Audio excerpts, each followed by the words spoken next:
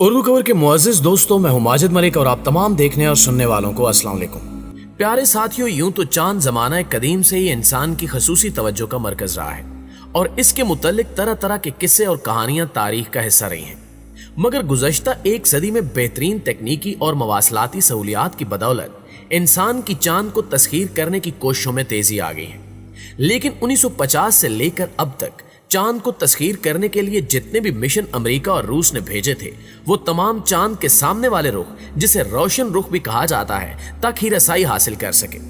मगर शायद बहुत कम लोग जानते हों कि चांद का एक तारीख हिस्सा भी मौजूद है जिसे आज तक पूरी दुनिया से छुपाया जा रहा है। लेकिन क्यों? यही वो सवाल है जिसको आज हम अपनी वीडियो का मौजू बनाने जा रहे हैं और मजीद ये भी जानेंगे कि जब चीन की जानिब से चांद के उस हिस्से पर मिशन भेजा गया तो क्या हुआ। लेकिन ये सब कुछ जानने से पहले आपसे गुजारिश है कि अगर अभी तक आप हमारे चैनल पर नए हैं और अभी तक आपने हमारे चैनल को सब्सक्राइब नहीं किया तो जल्दी से इस चैनल को सब्सक्राइब करके साथ मौजूद घंटी के बटन को जरूर दबा दें ताकि इसी तरह की इंफॉर्मेटिव वीडियोस की नोटिफिकेशन सबसे पहले आप तक पहुंचती रहे। तो आइए चलकर मौजू का बाकायदा आगाज करते हैं।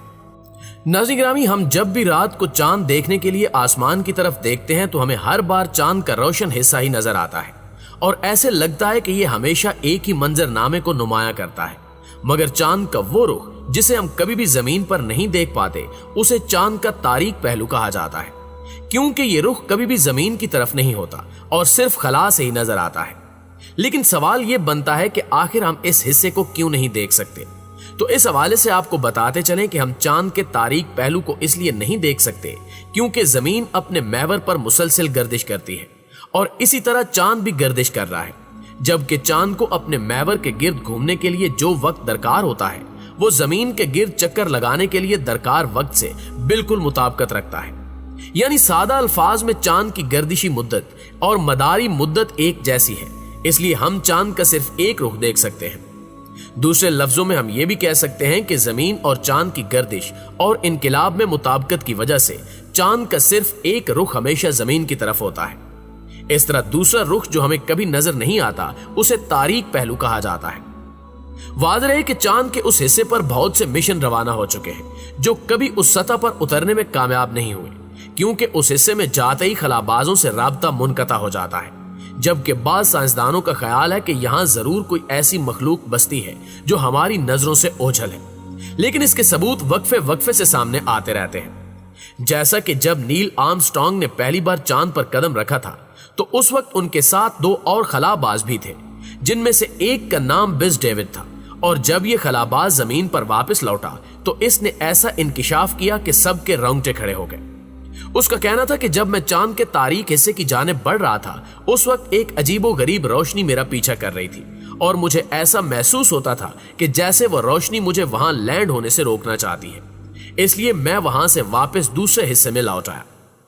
इसके अलावा हाल ही में नासा की जानिब से चांद के तारीक हिस्से की चंद ऐसी तस्वीर सामने आई हैं जिनको देखकर यह वाज़ेह हो जाता है कि यहां जरूर कुछ न कुछ गड़बड़ है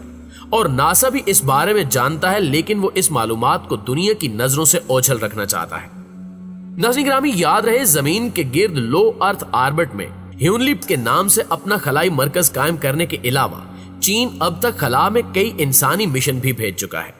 अगरचे गुज़श्ता बरस तकनीकी खराबी के बायस चीन का खलाई मरकज भी तबाह होकर जमीन पर आ गिरा था, मगर इब्तिदाई नाकामियों के बावजूद भी चीन के खलाई तस्खीर अज़ाइम अब तक बुलंद है और गुज़श्ता माह चीन ने चांद के तारीक हिस्से की जानिब अपना मिशन रवाना किया जिसे चोंग ई-4 का नाम दिया गया था।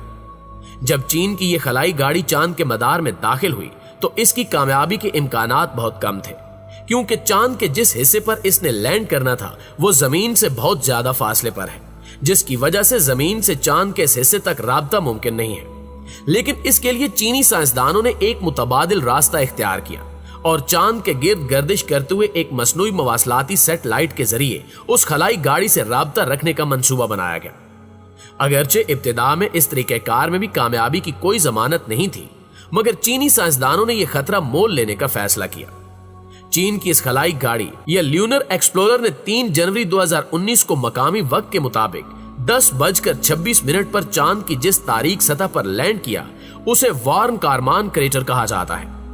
इस खलाई गाड़ी ने 1 घंटे बाद जमीन पर ऑपरेटर को चांद की सतह की चंद वाज़ेह तस्वीर भी भेजी थी,